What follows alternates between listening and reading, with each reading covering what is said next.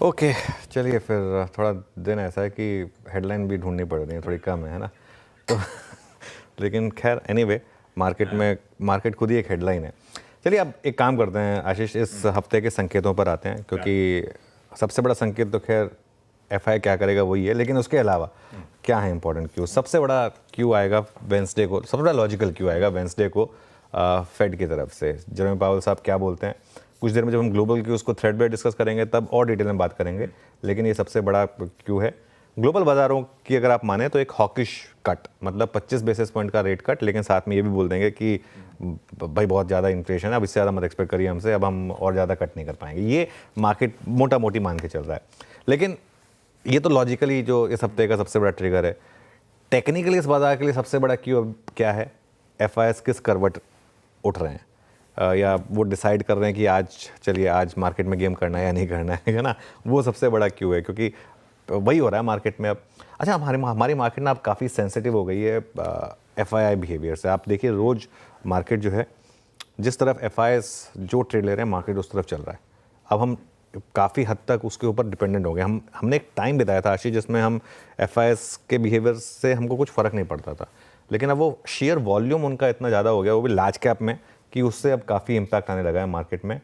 तो उस पर मेरी काफ़ी नज़र रहेगी, क्योंकि हम काफ़ी, जैसे मैं काफ़ी सेंसिटिव हो चुके हैं।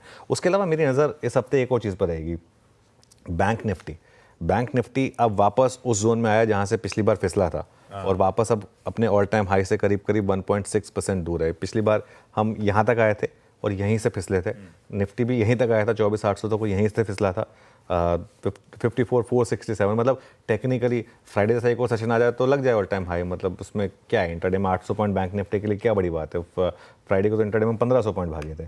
तो लेकिन एक चीज़ है बाजार में, अब ये बाजार करेगा क्या। आपको एक दिन ऑप्शन राइटर्स की पिटाई होती है, एक दिन ऑप्शन बायर्स की पिटाई होती है।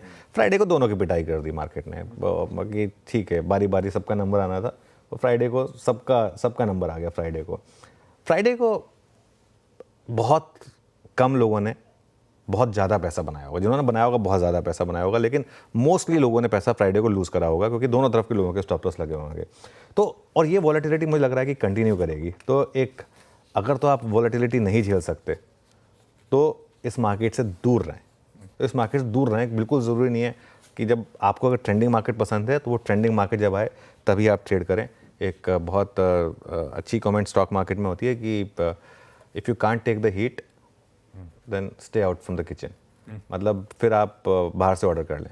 लेकिन अगर आपको घर का खाना चाहिए और अच्छा खाना चाहिए, खुद बना के खाना चाहिए, तो फिर वो आपको वो ओवन के पास खड़ा होना पड़ेगा, गैस के पास खड़ा होना पड़ेगा, वो हीट आपको लेनी पड़ेगी। वो ले सकते हैं जिन्होंने ली फ्राइडे को, उसको अच्छे से वो किया, एब्जॉर्ब किया, उन्होंने टुवर्ड्स द एंड अच्छा खाना भी खाया होगा।